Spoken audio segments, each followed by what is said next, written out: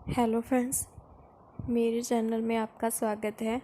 आज हम फिज़िक्स के टॉपिक की बात कर रहे हैं, तो चलिए शुरू करते हैं। हम पहले बात करते हैं जनरल प्रॉपर्टीज़ ऑफ मैटर।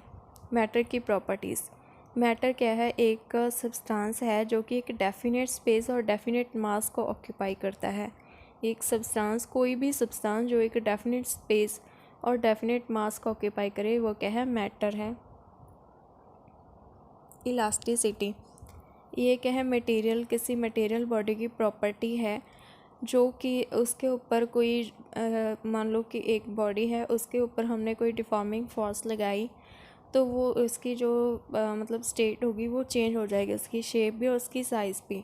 और जैसे ही हम उस डिफॉर्मिंग फोर्स को रिमूव करेंगे वो अपनी पोजीशन पर वापस आ जाएगी, तो उसे हम कहेंगे इलास्टिसिटी। स्टील जो है वो मोर इलास्टिक होती है देन रबड़ से। अब हम बात करते हैं प्लास्टिसिटी की। प्लास्टिसिटी क्या है कि ये भी एक बॉडी है, कोई एक बॉडी है, उसके ऊपर हमने कोई फोर्स लगाई, उसकी जो शेप थी, उसकी जो मतलब जो स्टेट थी, उसकी जो चेंज हुई, वो वापस अपनी ओरिजिनल जो कॉन्फ़िगरेशन थी उसकी, उसमें वो वापस नहीं आ सकेगी, तो उसे हम कहेंगे प्लास्टिसिटी। पुट्टी, पैराफिन वैक्स, ये क्या है? परफेक्टली प्लास्टिक बॉडीज़ हैं, ये अपनी जो ओरिजिनल कॉन्फ़िगरेशन है उसमें ये वापस नहीं आ सकती। स्ट्रेस, कोई internal restoring force acting per unit area of cross section of the deformed body. कोई डिफॉर्म्ड बॉडी है, उसके ऊपर जो इंटरनल जो रिस्टोरिंग फोर्स लग रही है उसे हम कहेंगे स्ट्रेस। इसकी यूनिट होती है न्यूटन पर मीटर स्क्वायर और पास्कल। स्ट्रेन, कोई जो मतलब कोई बॉडी है, उसके ऊपर एक फोर्स लगाई, जो उसकी ओरिजिनल वैल्यू थी उसके लेंथ में, उसकी वॉल्यूम में, उसकी शेप में जो चेंज हुआ उसे हम स्ट्रेन कहेंगे। स्ट्रेन जो है यूनिटलेस क्वांटिटी है। Mechanical property of fluids. पहले है प्रेशर।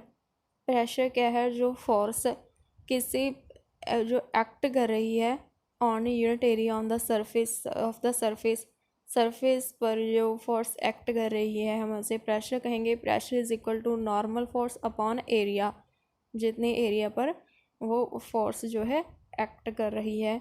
ये एक स्केलर क्वांटिटी है, इसकी यूनिट है न्यूटन पर metre square, also called pascal. Density, density of a substance is defined as the ratio of its mass and to its volume. ये क्या है? रेशियो है किसी बॉडी के मास की और its volume. That is density is equal to mass upon volume. इसकी unit होती है kg पर मीटर क्यूब। और density of water is maximum at 4 degree Celsius. Relative density क्या है? Ratio of density of substance upon density of water at 4 degree Celsius. Relative density को हम कैसे लिखते हैं? Density of substance upon density of water at 4 degree Celsius. Relative की कोई unit नहीं होती। रिलेटिव डेंसिटी जो है वो मेज़र होती है हाइड्रोमीटर द्वारा। बायोंसी, कोई एक बॉडी है, उसके ऊपर जो अपवर्ड फोर्स लग रही है exerted by fluid is called बायोंट force, और उसे अपथ्रस्ट भी कहा जाता है। जो अपथ्रस्ट होता है वो एक्ट करता है centre of gravity of the liquid, जो कि डिस्प्लेस होती है by the submerged part of the body, that is called centre of buoyancy. Buoyant force जो होती हैं वो डिपेंड करती हैं density of the fluid, not on the density of body.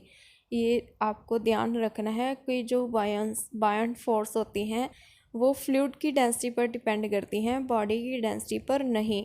ये एक्ट करते हैं on the centre of gravity of displaced fluid.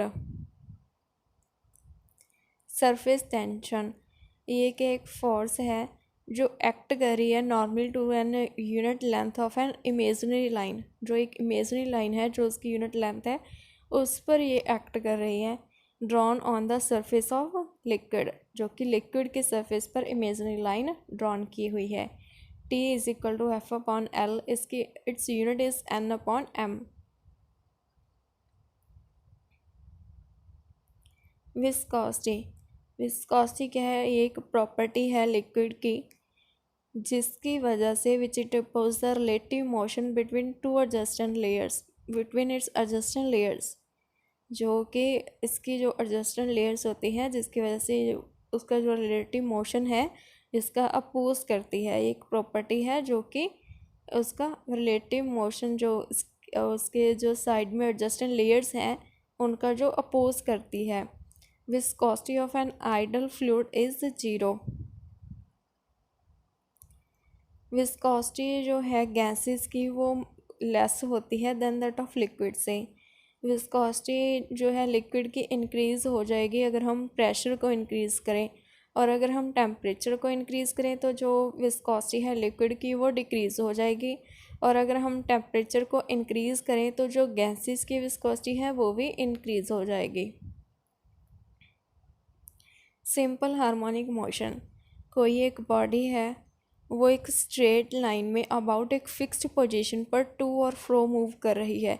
एक ये ध्यान रखना है उसकी पोजीशन जो है वो फिक्स है और वो एक स्ट्रेट लाइन में है, टू और फ्रो में मोशन कर रही है, तो उस मोशन को हम कहेंगे सिंपल हार्मोनिक मोशन।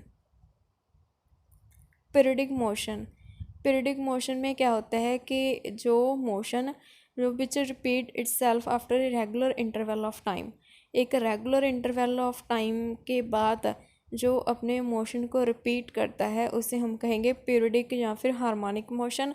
एंड जो उसका पीरियड होगा रेपिटेशन, पीरियड ऑफ रेपिटेशन होगा उसे हम कहेंगे टाइम पीरियड। उसके बाद है ऑसिलेटरी मोशन।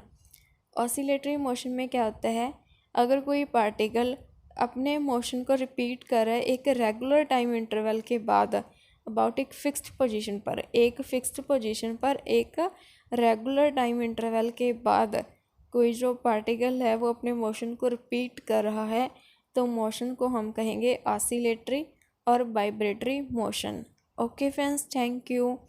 अगर आप हरियाणा जो सब इंस्पेक्टर की तैयारी कर रहे हैं तो ये वीडियो आपके लिए बहुत ही लाभदायक होगी, आप इसे ज़रूर देखें और लाइक शेयर एंड सब्सक्राइब ज़रूर करें। Okay friends, thank you.